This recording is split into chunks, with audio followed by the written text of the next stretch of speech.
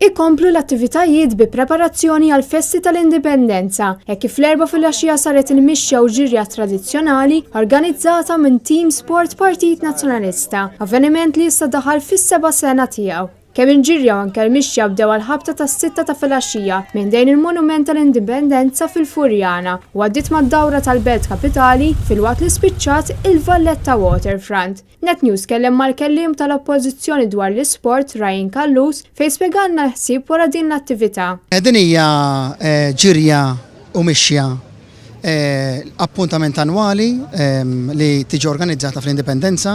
Dit tiġi organizzata mill-predeċessuri tiegħi kelliema tal-isport, Robert Kutajer, David Aġus, u jinżammej dik it-tradizzjoni ħajja. U kif qed taraw illum hawnhekk inġbarna naħseb suċċess in-numru ta' persuni li ġew, min ser jimxi, min ser jiġri mad-dawra tal-Belt biex infakru dan l-anniversarju importanti ta' Malta 55 sena indipendenza u xi ftit ukoll inqajmu l-kuxjenza nkomplu dwar l-importanza li niġġieldu l-obeżità fil-poplu tagħna. Attività li kienet tinvolvi ħafna preparazzjonijiet kif jispjegalna wieħed mill-organizzaturi Antwan Attart.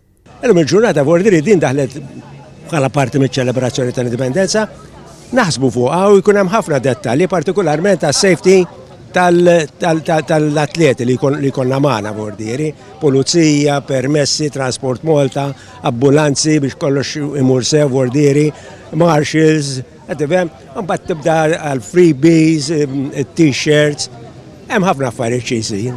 U fl-aħħar mill-aħħar f'ordiri neħdu pjaċir għax qed nippromuovu f'ordiri bis-serjetà dik li hija attività fiżika ta' vera. Għal din l-attività parteċipaw ukoll diversi deputati tal-partit u l-Viċi Kap tal-Partit Nazzjonalista David Aġus. Min-naħa tat-Team Sport Partit Nazzjonalista se jsiru iktar attivitajiet fil-jiem li ġejjin bħal wirja ta' żwiemel u tberik tal-annimali l-ħadd illi ġej. Dawn huma parti mill-kalendarju ta' attivitajiet organizzati mill-Partit Nazzjonalista bit-tħerrija għal 55 sena minn meta Malta kisbet l-indipendenza u anke l-139 anniversarju mit-twaqqif tal-partit.